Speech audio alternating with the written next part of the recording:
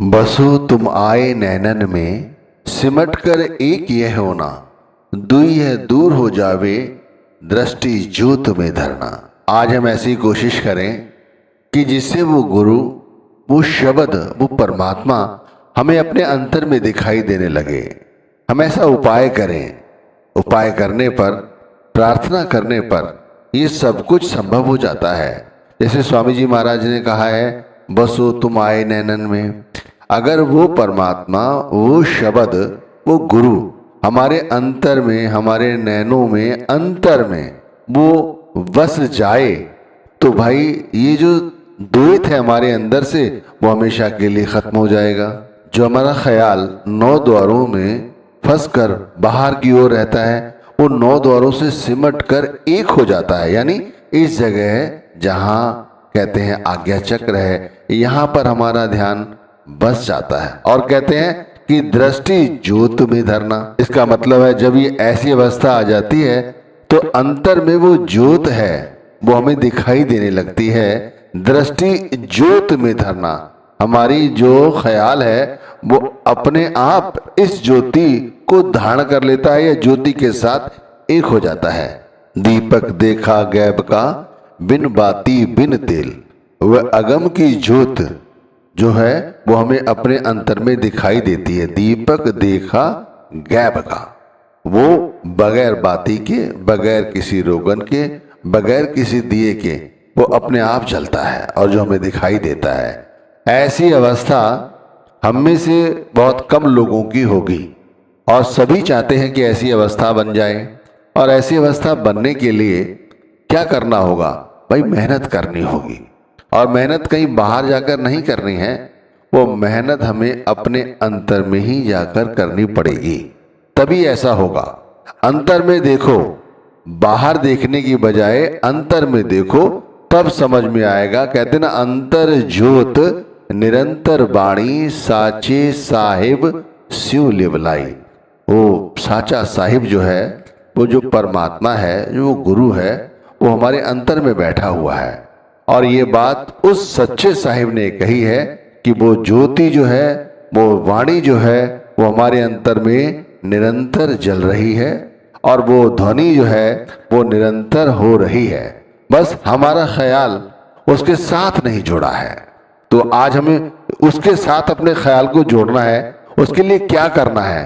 तो मैं क्या, आप सभी जानते हैं कि तैयारी करो नाम के सुमिरन से। सुमिरन से तैयारी करो। सुबह उठो और सुमिरन की बैठक पर बैठने की कोशिश करो। बैठते समय मन पर कोई बोझ लेकर मत बैठो। बहुत सारी परेशानियां हैं, आपके साथ नहीं हैं, हमारे साथ नहीं हैं, सभी के साथ हैं।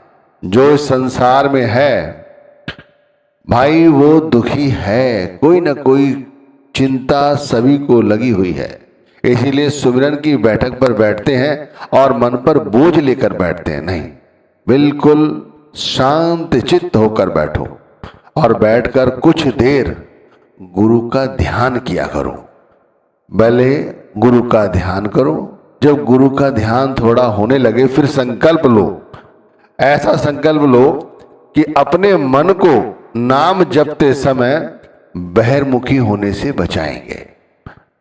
क्योंकि मन बैठते ही बहिर्मुखी हो जाता है। 9 द्वारों में किसी एक द्वार से या 2 द्वारों से वो निकल जाता है और बाहर जाकर फिर वो अपनी चलाता है। हम बैठे रहते हैं सुमिरन करते और ये बाहर घूमता रहता है। तो ये संकल्प लो कि भाई मन को इस 9 द्वारों से बाहर जाने से रोकेंगे। इसके लिए क्या करना है? गुरु का ध्यान करना है। गुरु का ध्यान करोगे, शब्द का ध्यान करोगे, परमात्मा का ध्यान करोगे तो ये संभव है। ऐसा नहीं कि नहीं हो सकता, कर रहे हैं भाई, तभी बता रहे हैं आपको। आंख कान मुंह बंद कराओ, अनहद झिंगा शब्द सुनाओ। अंदर से कान, अंदर के आंखें ये खोलो और बाहर के ये आंखें कान ये सब बंद कर दो। उस समय ऐसा अपना वेश बनाओ, अपनी भावना बनाओ कि केवल शब्द के नाम का सुमिरन करना है और गुरु हमारे अंग संग है।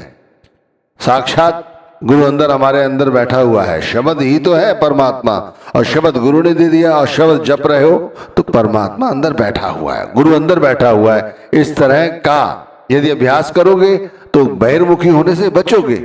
और जब गुरु का स्वरूप स्पष्ट दिखाई देने लगे, बिल्कुल स्पष्ट दिखाई देने लगे, थोड़ी थोड़ी याद आने लगे, तब नाम जपना शुरू करो। ऐसे नहीं लोग बैठते हैं और नाम जपना शुरू कर देते हैं और कहते हैं कुछ मन नहीं लगता सिमरन करते समय।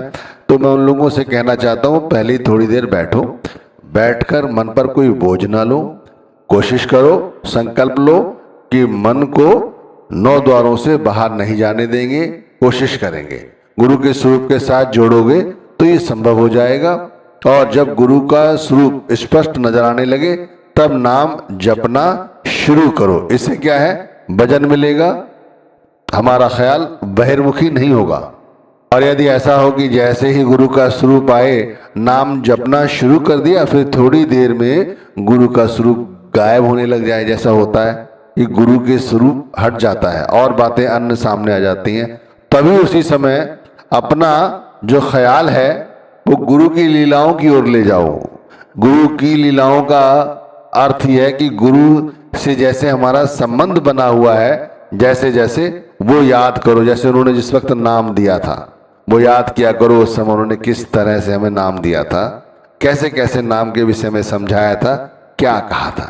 इससे क्या कि लीलाएं जब ध्यान आएंगी तो बाहर जो हमारा मन भटक रहा है वो बाहर से अंतर में फिर दोबारा लौटेगा और फिर सिमरन करने लग जाओ। फिर दोबारा यदि बाहर जाता है तो फिर याद करो कि गुरु दर्शन देते हैं, उस समय कैसा प्रतीत होता है। फिर बहिर्मुखी होना लगता है मन, तो फिर उसे याद दिलाओ कि गुरु जब सत्संग फरमा रहे होते तो किस तरह हमें समझाते हैं। इस तरह से अपने मन के साथ लड़ाई लड़ो, जीत जाओगे। यदि सच्ची श्रद्धा और विश्वास के साथ नाम जपने बैठे हो तो जीत जाओगे। प्रभु कै सिमरन ज्ञान ध्यान तत्बुध, ये कहा है 5वीं पातशाही ने। सुमिरन के समान ध्यान भी मन का स्वभाव है। जैसे ही ध्यान करते हैं तब सुमिरन होने लगता है। सुमिरन मन को 9 दौरों से हटाकर ऊपर लाता है और ध्यान मन को संसार की ओर जाने से रोककर अंदर टिकाता है। ये बात समझना कि जैसे अगर गुरु के स्वरूप को हम आज्ञा चक्र पर ले आए और इसके साथ अपना ख्याल जोड़ लें तो फिर ध्यान जो है वो मन को फिर संसार में जाने से रोकता है। जय आशा तय भाषा हुई, मन वच कर्म सुमरे जो कोई। जय आशा तय भाषा हुई, मन वच कर्म सुमरे जो कोई। देह धरे कीन्यु जी आशा, अंत आए लेने तय भाषा। जहाँ हमारा ख्याल होगा वहीं हमारी बार बार मन जाएगा, वहीं हम जाकर फिर दोबारा जन्म लेंगे। ये कर्मों का सिलसिला कभी खत्म नहीं होगा। अगर निचली योनियों के स्वरूप का ध्यान करते रहे तो इन्हीं में पड़े रहोगे और अंत में जब यहाँ से इस शरीर से आत्मा परमात्मा में समाहित होने लगेगी, यानी ये मिट्टी हो रहा होगा, उस समय उन्हीं चीजों का ख्याल आएगा जो हमने सारी जिंदगी सोची है। इसलिए कहा है कि भाई परमात्मा की ओर ध्यान दो।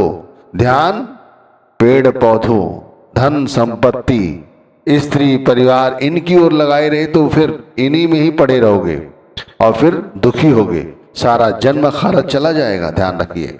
यदि फिर भी ध्यान गुरु के स्वरूप के साथ नहीं जुड़ पा रहा है सिमरन करते समय, तो फिर गुरु की आंखों का ध्यान करो और नाम जपते रहो। गुरु की आंखें अंदर में बहुत ताकत देती हैं और शीतलता प्रदान करती हैं। भाव भी अपने अंदर उत्पन्न होते हैं। गुरु की आंखों का दीदार करते हुए नाम जपो और फिर भजन करो। भजन से पहले ध्यान में बैठने का अभ्यास करो। ध्यान थोड़ी देर के लिए करो पर करो। ध्यान में गुरु के पूरे स्वरूप को देखो। गुरु के स्वरूप को देखने का अर्थ है कि संसार में जो कुछ भी है वो शब्द का है, परमात्मा का है और परमात्मा गुरु ही है। तो गुरु को अंतर में निहारो, बैठ जाओ। भाई कम से कम 2 से ढाई घंटे की सुमिरन की बैठक बनाओ। कोशिश करोगे तो ये हो जाएगा। देखो, यदि आधा घंटे की बैठक की ही विचार करके बैठे तो 10 मिनट में उठ जाओगे। 2.5 घंटे की दृढ़ संकल्प लेके बैठो तो भाई 2 घंटे तक तो बैठोगे। और मैं कह रहा हूं कम से कम 2.5 घंटे की बैठक बनाओ। भाई 2.5 घंटे की बैठक बनाओगे तब आधा घंटा दिमाग हमारा तो बाहर ही पड़ा रहता है, दुनियादारी में उलझा रहता है। फिर गुरु के स्वरूप के साथ जुड़ेगा, तब जाकर कहीं सुमिरन हमारा पकेगा। तो मैं कहता हूं कम से कम 2.5 घंटे का सुमिरन का अभ्यास करो। 2.5 घंटे का। देखो, यदि अभी युवा हो, स्वस्थ हो, या जो लोग थोड़े वृद्ध भी हैं लेकिन स्वस्थ हैं, उन्हें कल पर सुमिरन को नहीं टालना चाहिए। सुमिरन की बैठक को, भजन की बैठक को कल पर कभी भी नहीं टालना चाहिए। ये शरीर है तो भाई इसको रोग तो लगेंगे। ये आगे जाकर सभी को पता है कि इसमें वो ताकत नहीं रहती जो अभी है। तो मैं कहता हूं अभी से ही ये अभ्यास करना शुरू करो, सुमिरन की बैठक बढ़ाओ। सबसे पहले ध्यान रखो, ये कार्य सबसे पहले किया करो। हम लोग क्या करते हैं, इस कार्य को टाल देते हैं। नहीं भाई, इस कार्य को टालना नहीं है, ये हमारे लिए सबसे जरूरी है। जब सुमिरन करते समय गुरु की आंखों का ध्यान करोगे, उनके ललाट के साथ जुड़ोगे और ये प्रैक्टिस बन जाएगी, फिर देखो आपके अंतर की गहराइयों में वो सुख और शांति प्राप्त होगी। गुरु का वो स्वरूप आपको नजर आने लगेगा। कहते हैं जिसे बड़ी बड़ी तपस्याओं से भी प्राप्त नहीं किया जा सकता। बड़ा सरल है, सहज है, लेकिन हम करते नहीं। तो पहले सुमिरन की बैठक को बढ़ाओ, और जब सुमिरन की बैठक बढ़ जाए तो सुमिरन से उठने के बाद फिर ध्यान करो, गुरु के स्वरूप का ध्यान करो और फिर भजन करो। भजन आपको पता ही है कैसे करना है।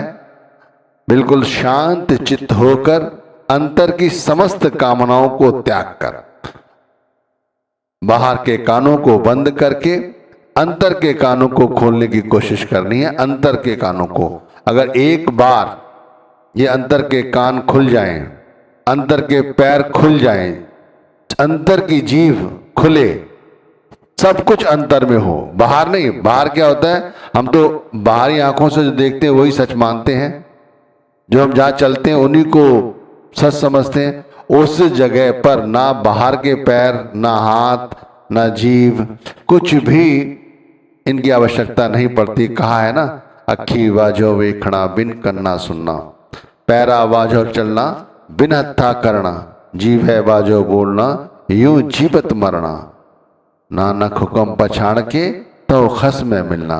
इस तरह भजन की प्रैक्टिस करो, तब जाके कुछ बनेगा। ऐसे थोड़ी बन जाएगा कि मेहनत की नहीं है और चाहते हैं कि हमें अंतर में गुरु के स्वरूप का नज़ारा दिखाई देने लगे, यानी कि वो शब्द का प्रकाश दिखाई देने लगे, शब्द की धुन सुनाई देने लगे। भाई इसके लिए मेहनत करनी पड़ेगी। गुरुमुख गुर आज्ञा चले, छोड़ दे सब काम, कह कबीर गुरुदेव को तुरंत करे प्रणाम। भाई जब ऐसी अवस्था है कि गुरु की आज्ञा पर चलें, सब कुछ गुरु पर सौंप कर, सब गुरु को हवाले करके, परमात्मा को हवाले करके फिर उसी गुरु का नाम जपना है, उनकी आज्ञा में रहना है। और फिर देखो, उनको प्रणाम करो, जो भी भक्ति करो वो सब सफल है और सुफल है। इस नाम को जो जपते हैं, ध्यान रखना, बहुत जल्दी जल्दी लोग नाम जपते हैं। नाम को जल्दी जल्दी नहीं, धीरे धीरे जपा जाता है, क्योंकि जब नाम धीरे धीरे जपोगे तो बहुत अच्छा प्रतीत होता है। और ध्यान करते समय जब हमने नाम जपा है वो भी अंदर में उसकी आवाजें आती हैं। ध्यान रखिए। और अभी जैसे मैं भजन के विषय में बता रहा हूं, भजन करते समय यही प्रैक्टिस हमारे काम आती है। आत्म अनुभव जब भयो तब नहीं हरस विषाद, आत्म अनुभव जब भयो